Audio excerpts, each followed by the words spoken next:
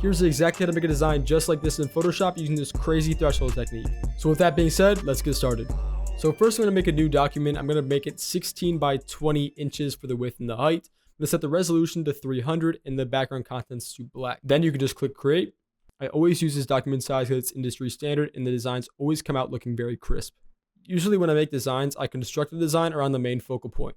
For example, I have this 3D 333 half evil logo.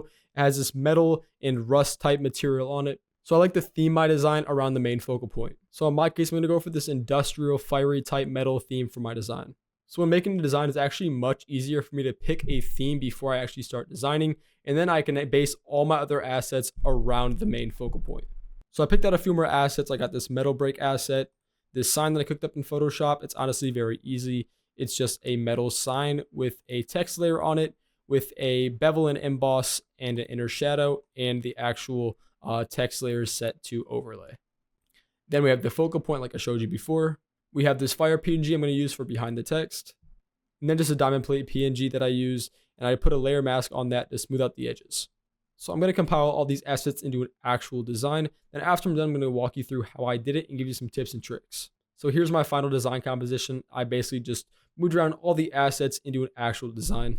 So let me walk you through how I did it. Basically, at the bottom, we have this diamond plate like I showed you before with the layer mask around it to smooth out the edges. Without that, it would not look good. Then I added this fire PNG behind it. It's actually just a random fire PNG I found off the internet. I warped it a little bit, and then I set it to linear dodge add. And then again, we have the main focal point, which is the 333 half evil logo.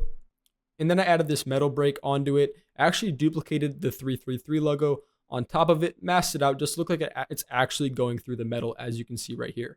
It's actually very easy to do. I just duplicated my 333 half evil logo, and then I just masked it out so it's actually behind the metal break. Then I just added some quick shadows with a soft round black brush to give it that extra realism. And then I added this sign that I showed you before. And then I actually grouped everything except for the fire, and then applied this orange glow onto everything, which is just an orange and reddish soft round brush with an overlay blending mode on it to give it that glow onto the metal. If I take away this glow, it looks like the fire is just not affecting the metal at all, which is unrealistic. When your designs are realistic, people are actually connecting that with real life knowledge of how things will look. So for example, if I put a metal cube into a dome of fire, that metal cube is going to be affected by the orange light of the fire. So when people see real life scenarios of lighting and shadows in your design, it makes the design look better in their mind. That honestly has nothing to do with the video, but honestly, it's just an overall really good tip for making clothing brand designs. And then finally, I added a few adjustment layers onto my design. I added this levels adjustment layer, which is basically just bringing all the blacks and making them darker. Before I added that, it does not look very good, but then when I add it back, it looks great. So making simple adjustments like that to your design can make them look 10 times better with just a simple click. And then finally, I added a clarity and dehaze filter, which is actually a new filter Photoshop added in. I'm currently using the Photoshop beta. If you do not see this, then try using the beta. I actually recommend it. It has a lot of good features that the actual Photoshop version does not. Okay, so now we're done. I walked you through how I made that design, and now it's time to show you that threshold sauce. So I have my whole entire design grouped. Basically what I'm gonna do is click on that group and press Ctrl-Alt-Shift-E. What that's gonna do is merge everything visible on your Photoshop canvas into a single layer. Then once you do that, duplicate that layer you just made. I'm gonna press Ctrl-J on my keyboard to duplicate that. And then I'll just rename it Threshold Mask. Then once I have my Threshold Mask layer selected, I'm gonna go down to this half circle right here and click on Threshold. Then once you've done that, make sure you clipping mask your threshold layer to a threshold mask layer. I'm just holding down Alt on my keyboard and clicking between the layers. Then before you start adjusting the threshold, click on your threshold mask layer, go to normal, and set that to multiply. As you can see, that's starting to let the actual design seep in. So click back on the threshold layer and you can start adjusting these values. I'm going to click on the slider, bring it down to the left, and it's going to actually let in more of my design through the threshold. So essentially what this is doing is that threshold mask layer is making the blacks in your design very harsh. So this is giving my design more of a vintage look that I think looks a lot better than the original. So when adjusting the threshold layer, this will vary from design to design. For example, your design might look better if you drag it more to the right or more to the left, but just keep going until you find the sweet spot. So I think I found it right here for mine. What I'm going to do is click on the threshold one layer, hold down shift on my keyboard, and select the merge layer that you first created. Once all three layers are selected, just press Ctrl-G to group those. And then once again, I'm going to merge everything visible using Ctrl-Alt-Shift-E. And then I can name that final design.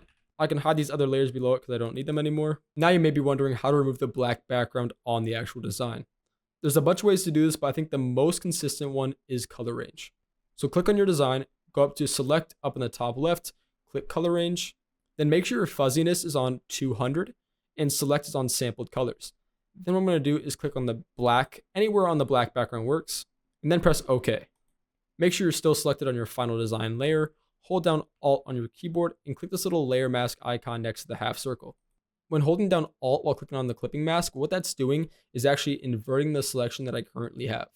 If I weren't to do that, it would give me a totally different result that will not look good. Now, as you can see, if I only select this layer, it is a full PNG, which is print ready. Now my final design is done and is ready to be saved as a PNG. But before we click out the video, let me show you this amazing realistic mockup technique. I'm actually using my plugin MockVault for this because it makes it way easier. I'm just going to search for the mockup I want. I want this to be on a t-shirt. I'm going to click on t-shirts over here and find a nice t-shirt that will look good. I think t-shirt 3 looks pretty nice. I'm going to press place. And now as you can see, my mockup is on my canvas and I can just scale that up to the correct size. But let's say you didn't want a black, gray, or white tee. That's why this plugin is so useful. If the mockup has this little green icon on it and it's called colorable, you can actually change the color to anything you want. So I'll click place on the colorable t-shirt. Then I'll just select a color that I want right here. I'm going to go for a bright orange. And now you can see my t-shirt is the exact color that I wanted. But if I want to fine tune that even more, I can actually double click on this garment color clipping mask and change that to whatever color I want. MockVault is extremely useful for clothing designers. If you're not using it, what are you doing? I'm actually currently running a launch sale, so go grab that before that expires, links in the description. Anyways, back to this realistic mockup technique. So I'm going to scale down my design to where it makes sense on the mockup. I think right here looks pretty good. And then this mockup is a little too gray for me, so what I'm going to do is actually go down this half circle and click on levels. I'm going to move this middle slider just to bring down the grays and make that a bit darker. I think this looks pretty good. And then to make the design look like it's actually on the clothing, what I'm going to do is click on the design layer, right click it, click on blending options. Then depending on what color your t-shirt is, it will depend on if you want to go over here or over here, the black or the white. If you have a black t-shirt, go over here, hold down Alt on your keyboard, and you can split this triangle up. I'll actually move it over here just so you can see.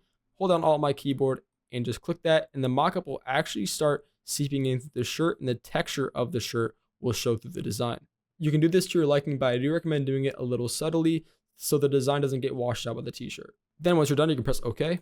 And that's exactly how you make realistic mockups in Photoshop. So in this video, I walked you through my exact workflow on how to make really clean graphics, some tips and tricks for shadows and lighting, an extremely underrated threshold technique, and how to make your mockups look extremely realistic and super crisp. So if you guys did enjoy this video and learned a thing or two about making clothing designs in Photoshop, please like this video and subscribe to my channel. It really helps me out a lot. And let me know down in the comments what videos you guys want to see next or any suggestions you may have. And don't forget to check out MockVault while it's currently on our launch sale. It does expire in 1 week, so link is in the description. And that's enough for me. I'll catch you guys in the next video. Peace.